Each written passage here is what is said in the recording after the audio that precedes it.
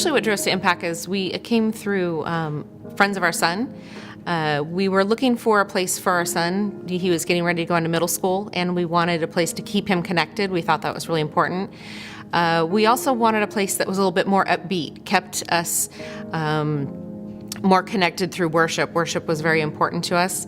And the first time we walked in Impact's doors, we were overwhelmed in such a positive way that we felt an instant connection to the pastors and the people. It wasn't one of those churches where you walk in and you can be there for years and the pastor never knows your name.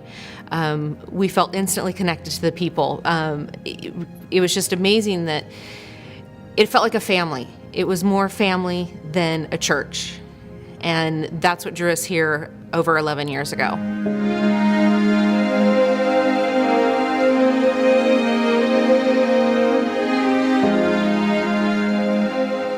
One of the things that I find is relevant about Impact, though, is the sermons are meant to affect our lives today. And there's many times where I'm sitting there in the seat and the pastor's talking, and I feel like he was in my house videotaping me and asking me questions about what do I need to hear today and what is in my heart that needs help.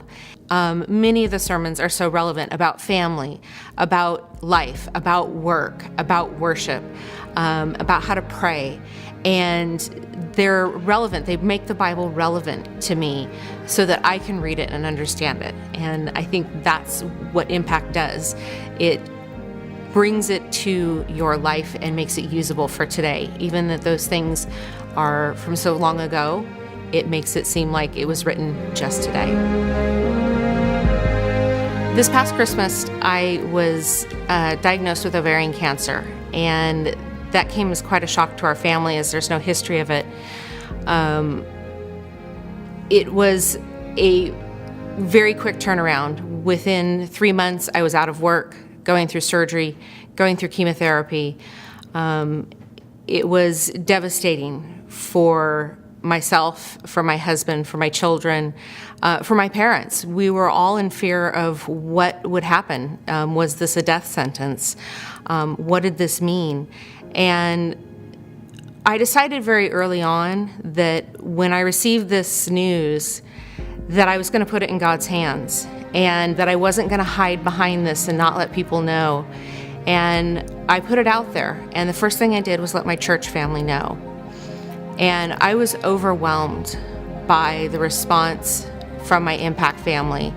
The amount of prayer that I received and just the constant, how are you doing? What can I do for you? How can I help? Made a lot of it seem like it wasn't even happening. And to me, that is what makes this family so important. The church surrounded our family and helped us in our greatest time. And I don't know that I could have survived this without them. The diagnosis is still difficult. I will never be cancer-free because of the type of cancer I have. I cannot go in remission. I will continue to have it and have surgeries throughout the years. But I'm okay with that. And I'm okay with that because I know God has it. And God has me. And I know He's using this for a reason. And it made my family closer. It's brought us much closer together so we can take every day at a time. I tended to be more of a workaholic. I tended to be more absorbed in myself. And it really made me step back and say, there's more important things to do. Your family's more important. Your church is more important. God's more important. These things need to be put in front of yourself. And it was a wake-up call. Not really the wake-up call I wanted, but it was the one I got. And but I know God has me. Otherwise, I wouldn't 6 months later be back at work, be healthy after 3 surgeries and 9 rounds of chemotherapy. He's got it. And the amount of prayer, God answers prayers. Maybe not in the way we wanted, but He answered them in the sense that I'm okay right now. Right now, I'm back to doing the things I love. I'm able to spend time with my family. I'm able to work. I'm able to teach, which is what I love to do. So it is, if anything, strengthened my faith, where I know people who don't have a faith would be devastated. People often ask me, my husband would post a picture every time I was in chemotherapy. And every time he did, I'd have a big smile on my face, and then he'd post it on Facebook.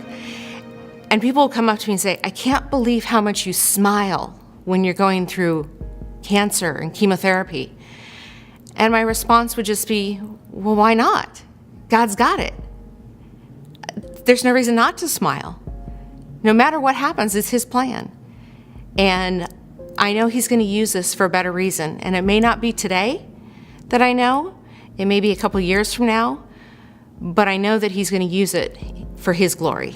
And that's what makes it a better journey than what it'd be if I didn't have God in my life and I didn't have Impact family in my life.